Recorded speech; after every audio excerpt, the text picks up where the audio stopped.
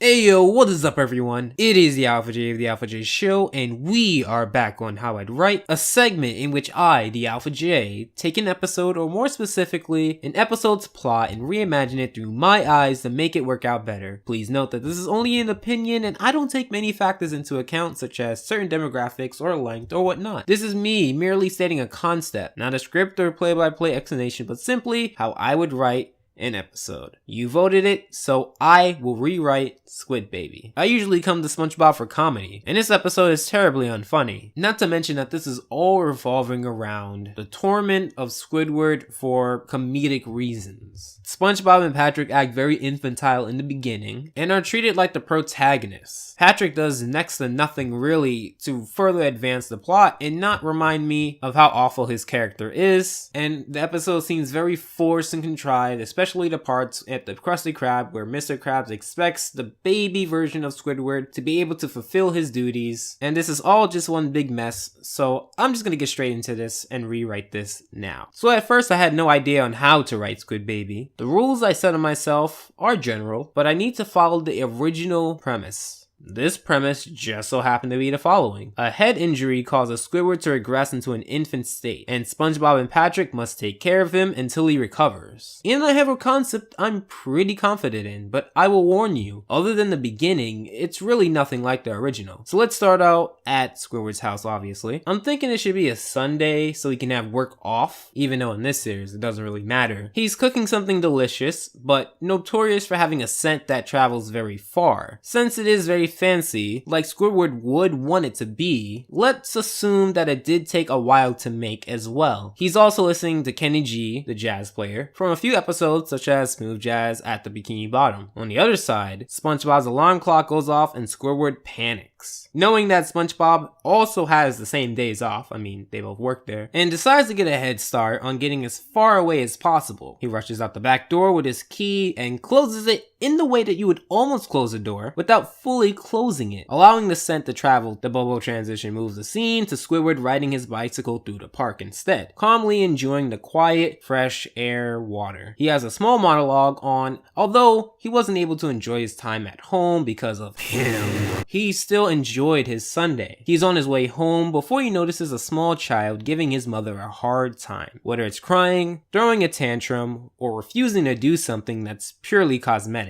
Squidward would go off on a tangent about how he doesn't really like children that much, especially spoiled brats. He'd say that infantile is the worst behavior to have, and he's proud to not have anyone so bratty, immature, and infantile on his street. Then he realizes that it's pretty much his street from his perspective. He notices SpongeBob sitting on his lawn with a box of baby toys, just like in the original version of this episode. However, instead of playing with them the way that a baby would, he's just taking a trip down memory lane, seeing the different types of toys that he used to play with. Meanwhile, he also let Gary out to roam as well. Like Gary is implied to do in episodes like the following. Squidward decides to laugh at SpongeBob playing these toys, ridiculing him for doing it in the first place. He's pretty much implying that he's better than SpongeBob because he isn't stooping down to that level to play with baby toys. SpongeBob doesn't feel hurt, however, opting instead to say that he's taken a trip down memory lane and laugh off pretty much what Squidward is saying. So when Squidward is done pretty much ridiculing SpongeBob, he turns towards the door, which has a rattle in front of it. And you probably see where this is going, but nope. Squidward notices the rattle and kicks it aside, the rattle knocking against Patrick's door, which is just a rock, but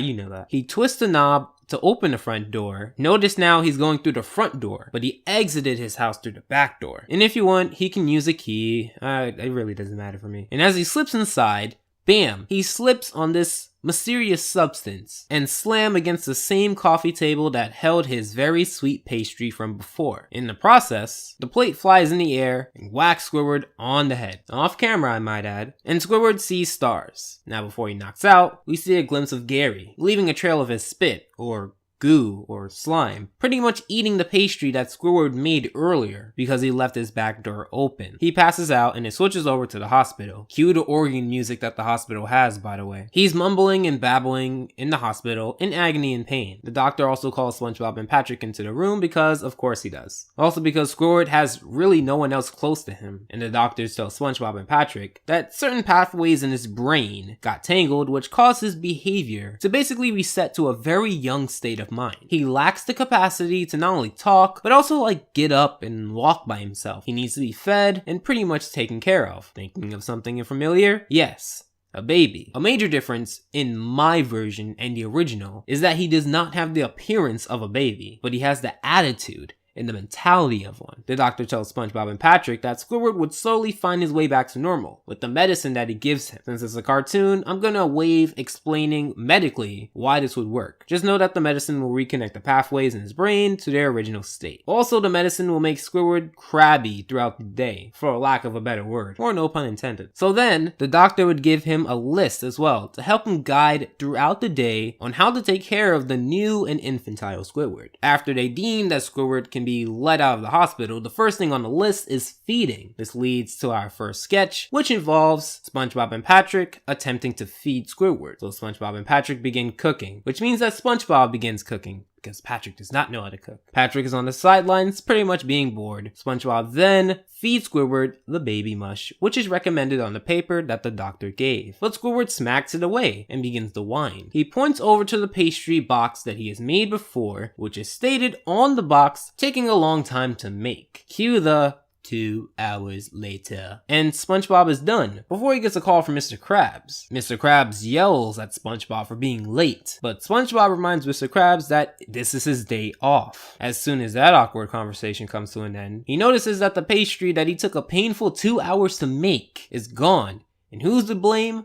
The bottomless glutton Patrick. Unlike in Smooth Jazz at the Bikini Bottom, he has a reason to be there and a reason to do what he does. SpongeBob gives him a mean look and goes to say something before he, and therefore the audience, hears Squidward's stomach rumble. In the process, he asks Patrick, since he ate the last batch of the pastries, to make more. I mean, it's only fair, but as soon as he shoots the question, Patrick is dead asleep. Then SpongeBob sees that he has to spend another couple of hours doing this menial task. A couple hours later, he realizes that he needs to get Squidward to bathe because right after he's done, he immediately craps his pants because cartoon digestive system. During this time, Patrick lets SpongeBob have a break while he goes to bathe Squidward. Cue creepy fan fiction. So as Patrick puts Squidward in the bath, SpongeBob instead wants to watch Patrick and make sure that he's doing it right. SpongeBob turns on the bath faucet, letting water run in the tub while Squidward is in the tub at the same time. He's too busy telling Patrick about how we should stay vigilant, careful, and always pay attention to the baby. In the process, the bathtub is overflowing with Squidward in it, and we, the audience, don't hear a sound. Patrick looks in the bathtub and sees no Squidward. They panic and start draining the water before Patrick exclaims that Squidward might drain in the water while the water is draining itself. So they immediately stop it, jumping into the water and not finding Squidward anywhere. SpongeBob and Patrick start panicking before they hear a flushing noise, and off in the corner, off camera, is Squidward on the toilet. SpongeBob would end the scene saying something along the lines of, "At least he's potty trained,"